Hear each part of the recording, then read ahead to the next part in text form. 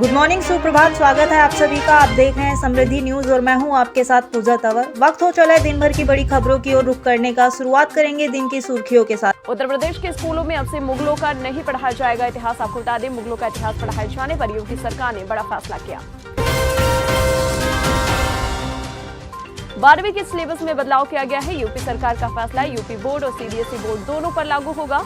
UP में 12वीं के स्टूडेंट मुगल बादशाहों का इतिहास नहीं पढ़ेंगे।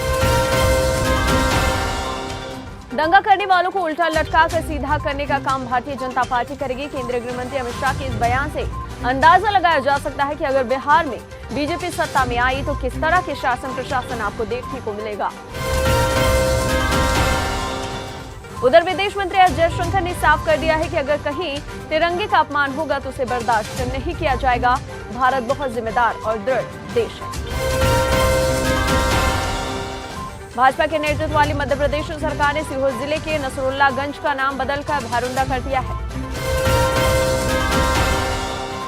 अखिलेश यादव ने बीजेपी सरकार पर अन्याय और अत्याचार करने का आरोप लगाया। अखिलेश यादव ने कहा कि लोकसभा चुनाव में बीजेपी यूपी में हारेगी। वहीं अखिलेश यादव के इस बयान पर पलटवार करते हुए ब्रजेश पाठक ने कहा कि सत्ता पाने के लिए अखिलेश यादव की आत्मा भटक रही है, पर यूपी की जनता ने सपा को उत्तर प्रदेश से साफ कर दिया। उधर सुप्रिया श्रीनेत ने राहुल को बताया मशाल। कहा कि राहुल गांधी वो मशाल है जो देश के हर घर में जलेगी। बिहार में हिंसा पर गिरिराज सिंह ने नाराजगी जताई। उन्होंने सीएम नीतीश कुमार से इस्तीफा देने की मांग फिर से दोहराई। उमेश पाल मर्डर केस में एक्शन लेते हुए पुलिस ने माफिया अतीक अहमद के नौकर को गिरफ्तार कर लिया। धूमनगंज से उसे अरेस्ट किया गया। बीजेपी प्रवक्ता शहजाद पूनावाला ने कहा कि शराब घोटाले के आरोपी मनीष सिसोदिया को राहत देने से कोर्ट ने मना क्यों किया। मनीष सिसोदिया और कंपनी को घूस मिली है और ये कोर्ट के माध्यम से सत्यापित हो चुका है। केंद्रीय मंत्री अनुराग ठाकुर ने बंगाल हिंसा पर सीएम ममता बनर्जी को घेरा। अनुराग ठाकुर ने कहा कि एक वर्ग को ममता संरक्षण दे रही है। नीतीश कुमार पर हमला बोलते हुए अमित शाह ने कहा कि एक को पीएम बनना है और लालू प्रसाद के बेटे को सीएम बनना है, लेकिन नरेंद्र मोदी 2024 में पीएम बनेंगे। संजय राउत ने पीएम मोदी की डिग्री को लेकर ट्वीट किया। राउत ने कहा कि हमारे मोदी जी को जो डिग्री है उसे लोग बोगस कहते हैं, लेकिन मैं मानता हूं कि इंटायर पॉलिटिकल साइंस शोध विषय पर यह ऐतिहासिक और क्रांतिकारी डिग्री है। इसे नए संसद भवन के मुख्य द्वार पर फ्रेम करके लटकाना चाहिए ताकि लोग प्रधानमंत्री जी की योग्यता पर सवाल न उठाएं। बिहार हिंसा को लेकर तेजस्वी यादव ने भी ट्वीट किया। कहा कि बिहार में सद्भाव बिगाड़ने की संगी कोशिश पर बिहार सरकार की पैनी नजर है। जिन राज्यों में बीजेपी कमजोर है वहां बौखलाई हुई है।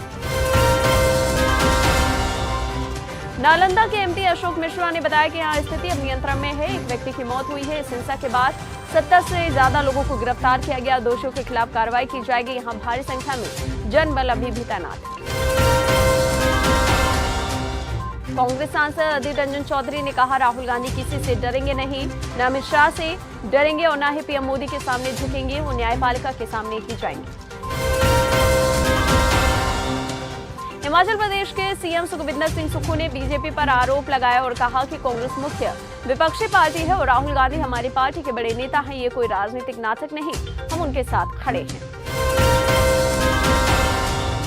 कांग्रेस नेता प्रमोद तिवारी ने कहा कि बीजेपी और उनके संगठन पूरे देश में दंगे करवा रहे हैं। इसके लिए पूरी तरह से बीजेपी की ओर से साजिश रची जा रही है। विपक्षी आवाज उठाए उससे पहले वो हल्ला करने लगते हैं। कांग्रेस के राज्यसभा सांसद प्रमोद तिवारी ने अडानी मामले पर जेपीसी के गठन में विफलता में संबंध में संसद में व्यावसायिक नोटिस का निलंबन दिया। शोभ यात्रा को लेकर विश्व हिंदू परिषद ने दिल्ली के उपराज्यपाल, केंद्रीय गृह मंत्री अमित शाह और दिल्ली पुलिस कमिश्नर को पत्र लिखा। बीएसपी ने पत्र में प्रशासन से सवाल किया कि क्या सिर्फ हिंदू त्योहारों और शोभा यात्रा पर पुलिस रोक लगाने के लिए खड़ी हो जाती है। पुणे में प्रवर्तन निदेशालय की ओर से 9 जगहों पर छापेमारी की गई। बड़ी बात यह है कि शरद पवार की पार्टी एनसीपी के विधायक हसन मुश्रीफ के यहाँ भी छापेमारी की गई। समलैंगिक विवाह को कानूनी मान्यता देने की मांग वाली याचिकाओं की खिलाफत करते हुए जमीयत उलेमा हिंद ने सुप्रीम कोर्ट का रुख किया। जमीयत उलेमा हिंद ने कहा कि ये पारिवारिक हमला है, ये पूरी तरह से सभी पर्सनल लॉ का उल्लंघन है और वहीं पर हिंदू परंपरा का हवाला भी दिया। सपा प्रमुख अखिलेश यादव ने कहा कि उत्तर प्रदेश में जब बदलाव होगा तब बीजेपी के भ्रष्ट अफसरों पर एक्शन होगा। सब रिकॉर्ड में दर्ज है, वक्त बदलेगा तो भ्रष्टाचारियों पर एक्शन होगा। सीएम योगी आदित्यनाथ ने अधिकारियों को निर्देश दिया है कि किसानों की फसल के नुकसान का सर्वे किया जाए और फिर उनको नियमानुसार क्षतिपूर्ति राहत राशि दी जाए। मध्य प्रदेश में इंदौर के बेलेश्वर मंदिर में हादसे के बाद एक्शन लिया गया। अवैध निर्माण को तोड़ दिया गया, बुलडोजर से कार्रवाई की गई। बिहार में कोरोना संक्रमितों की संख्या लगातार बढ़ती जा रही है। पिछले 24 घंटे में डॉक्टर समेत 13 मरीज मिले। सबसे अधिक नए संक्रमित मरीज पटना में मिले। मुफ्त की रेवड़ियां बांटने की संस्कृति से जुड़े एक सवाल के जवाब में जयशंकर ने कहा कि दिल्ली में कुछ लोग इसके उस्ताद हैं। उन्होंने कहा वो ऐसा कर रहे हैं क्योंकि उनके पास संसाधन जुटाने की जिम्मेदारी नहीं।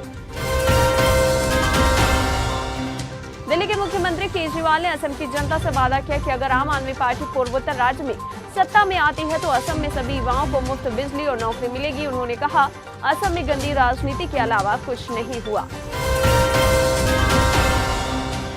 केजरीवाल पर पलटवार करते हुए हेमंत बिस्वा शर्मा ने कहा कि हम सत्कार करना जानते हैं, लेकिन जब औरंगजेब असम आया तो लाचित ने उसे रोक दिया। जब अब तुम झूठ बोलते हो, असम में आए हो तो हम तुम्हें मेहमान क्यों माने। बीजेपी ने अब बिहार में जातिगत जनाधार रखने वाले छोटे छोटे राजनीतिक दलों पर फोकस करना शुरू कर दिया है। इसी रणनीति के तहत बीजेपी की निगाहें चिराग पासवान, उपेंद्र कुशवाहा, मुकेश सैनी, जीतन राम मांझी और आरसीपी सिंह के जैसे नेताओं पर है। रामनवमी हिंसा पर राजौरी के विधायक सुधाकर सिंह का बड़ा बयान आया। उन्होंने पुलिस की कार्यशैली पर भी सवाल उठाए और उनकी माने तो अफसरों के बगैर मिलीभगत की हिंसा असंभव। राजस्थान बसपा इन दिनों यूथ वोट बैंक को भी टारगेट करके चल रही। यही वजह है कि हर बूथ पर 10 युवाओं का नेतृत्व तैयार करने के लिए प्रदेश नेतृत्व के विधानसभा वार्ड नियुक्त पदाधिकारियों को बाकायदा इस बारे में निर्देश दिए हैं। अतीक अहमद के बहनोई का पर्दाफाश हो गया। एक नया सीसीटीवी वीडियो सामने आया है जो उमेश पाल मर्डर केस में बड़ा सबूत माना जा रहा है। एसटीएफ अतीक के बहनोई को पहले ही गिरफ्तार कर चुकी है। बावड़ी हादसे के बाद प्रशासन ने बड़ा एक्शन लिया है। पटेल नगर के श्री बेलेश्वर महादेव मंदिर के अवैध निर्माण तोड़ने की कार्रवाई शुरू हो गई है। कार्रवाई के दौरान इलाके में भारी पुलिस फोर्स तैनात की गई। 12वीं कक्षा में पढ़ने वाले गुजरात के एक छात्र को पुलिस ने अकाशा एयर विमान के नीचे गिरने का दावा करने वाले ट्वीट पोस्ट करने के आरोप में अरेस्ट किया। ट्विटर ने अमेरिका के अखबार द न्यूयॉर्क टाइम्स के अकाउंट से ब्लू टिक हटा दिया। मस्क ने ब्लू टिक प्राप्त कर उपयोगकर्ताओं के लिए ये सेवा बरकरार रखने के लिए भुगतान के लिए समय सीमा निर्धारित की थी। झारखंड में सुरक्षा बलों ने मार गिराए 5 नक्सली, 2 पर था 25-25 लाख का इनाम। दिल्ली के बाद पश्चिम बंगाल में भी कोरोना को लेकर फिर से चिंता बढ़ने लगी है। 4 महीने के बाद राज्य में कोरोना संक्रमण 100 के पार। अभी तक जम्मू कश्मीर के किसान लेवेंडर की खेती से अपनी किस्मत बदल रहे थे, लेकिन अब हिमाचल प्रदेश के चंबा जिले के साथ साथ उससे सटे इलाकों के किसान भी लेवेंडर की खेती करेंगे। मध्य प्रदेश में डैम को लेकर एक रिपोर्ट पेश की गई है। रिपोर्ट में कहा गया है कि मध्य प्रदेश में सबसे ज्यादा 63 ऐसे डैम हैं जो 100 साल से ज्यादा पुराने हैं। इन डैम को बंद करने की सिफारिश भी की गई। पश्चिम बंगाल के हावड़ा जिले में रामनवमी पर हुई हिंसा मामले पर कोलकाता हाईकोर्ट ने कड़ा रुख अपनाया। कोर्ट ने 5 अप्रैल तक मामले की रिपोर्ट मांगी। उधर सुल्तानपुर में लुटेरों ने पैसा उगाहने का एक नया तरीका ढूंढ लिया। ये लोग शादी कराने के नाम पर घरों में जाते हैं। रात में सोते समय घर के सदस्यों को नशीली मिठाइयां खिला देते हैं। जब सब लोग बेहोश हो जाते हैं तो घर में रखा पैसा और गहना लेकर फरार हो जाते हैं। इसलिए आप भी सावधान रहें। गोरखपुर में कोरोना ने अपना पैर रख दिया है। ऐसे में अब तक 3 पॉजिटिव केस मिले हैं, लेकिन अभी भी गोरखपुर में प्रतिदिन लगभग 30% लोग अस्पतालों में जाकर अपनी जांच भी करा रहे हैं। आपको बता दें, देश में कोरोना वायरस का नया वेरिएंट XBB 1.16 काफी तेजी से फैल रहा है। 60% से ज्यादा केस इसी वेरिएंट के हैं। ये ओमिक्रॉन का सब वेरिएंट है। योगी सरकार के मंत्री सुरेश खन्ना अयोध्या में बैठक की। इस दौरान उन्होंने यूपी को इन्वेस्टमेंट के लिहाज से सही बताया, साथ ही राहुल गांधी पर हमला बोला। खन्ना ने कहा कि कोर्ट के फैसले का सम्मान होना चाहिए, कोर्ट के फैसले पर उंगली उठाने का कोई मतलब बनता ही नहीं। उधर पश्चिम बंगाल में ममता बनर्जी सरकार ने बड़ा फैसला किया। ये फैसला जुवेनाइल केस को लेकर किया गया है। सरकार ने आदेश दिया है कि सामान्य अपराध करने वाले नाबालिगों को अब संप्रेक्षण गृह में नहीं रखा जाएगा, बल्कि उन्हें घर में ही रखना होगा। अयोध्या के रहने वाले ऋषि सिंह ने इंडियन आइडल के सीजन 13 का खिताब अपने नाम किया। इस जीत के बाद उत्तर प्रदेश में खुशी की लहर, वहीं सीएम योगी आदित्यनाथ ने भी उन्हें बधाई दी। तो आज की बात बस यहीं तक, कल फिर होगी मुलाकात। जय हिंद, जय भारत।